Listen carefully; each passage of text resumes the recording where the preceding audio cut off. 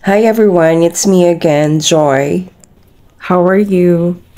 Ngayon, tuturuan ko kayo na magluto ng chicken adobo sa gata with potatoes and of course, dapat maanghang. Sino mahilig sa maanghang dyan? Comment ka nga. Kailangan natin ng onion, bawang or garlic, ginger or luya. Gagamit tayo ng chili peppers, yung green, tapos potatoes. Favorite yan ng anak ko kaya meron akong nilalagay na potatoes. Meron din ako ditong hiniwa ng sili, chicken. Madalas pong lutuin ko ay breast part, tsaka hinahaluan ko din ng mga atay balunan. Pero this time, chicken breast lang. Ito naman ang coconut cream or kakanggata. Alam niyo ba, akala ko dati yung kakanggata, coconut milk na yon. Coconut cream pala ang tawag. Ang coconut milk ay pangalawang piga. Hindi na po ako gumamit ng music kasi madalas mag-copyright, so okay na to. Voiceover na lang.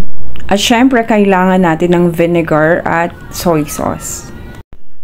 So kailangan din natin ng laurel, tsaka paminta. At syempre, di pwedeng mawala ang mantika. So guys, tara na magluto na tayo.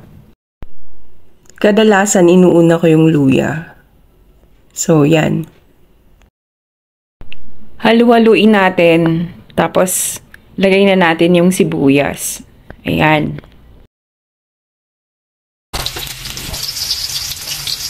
Mekos-mekos natin guys kasi baka masunog eh.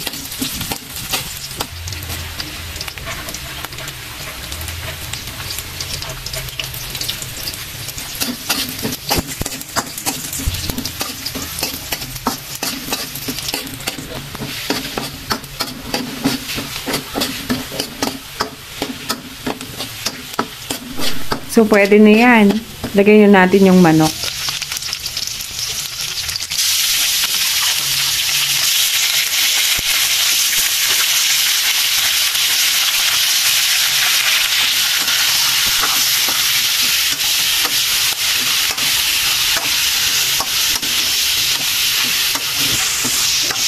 Halu-haluin natin para pantay yung luto. Tawag namin dyan sangkut siya. Kapag medyo nagba-brown na yung chicken, pwede nang ilagay yung pangalawang gata. So guys, hintayin natin kumuluto. Takpan na muna natin. Ayan, kumukulo na, 'di ba? Sarap niyan. So lagay na natin yung suka. Tansyahan lang ginagawa ko guys. Para medyo tuyo, tatakpan natin ulit, pakukuluin pa natin ng konti. As you can see guys, kumukulo na siya, lagay na natin yung laurel. And then, halo tayo ulit. Ayan. Medyo konti na yung gata, diba? Yung sabaw niya. Lagay naman natin yung toyo. Meron bang tinutoyo dyan?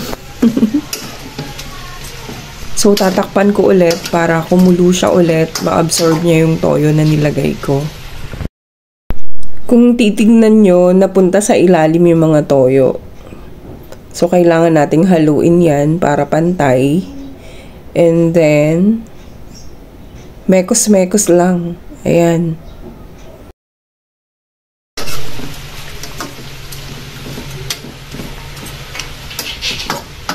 At ilalagay ko na yung patatas.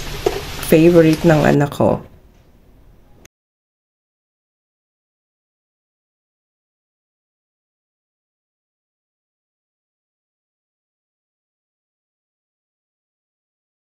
Kung mapapansin nyo, halos tuyo na. Ilalagay ko na ngayon yung kakanggata. Tapos pakukuluin natin. Madalas naglalagay ako ng hiniwang siling green.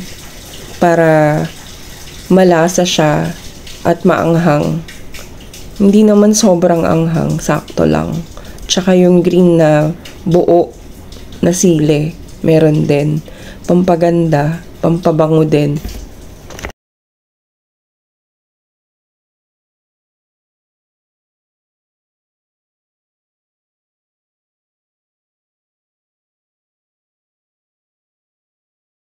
Nalagyan ko na rin pala ng paminta to, guys.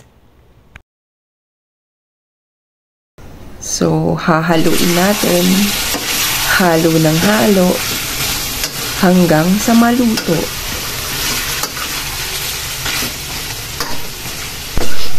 Halos luto na to, guys. Makikita nyo luto na rin yung patatas. So, mamayang konti ready na siya.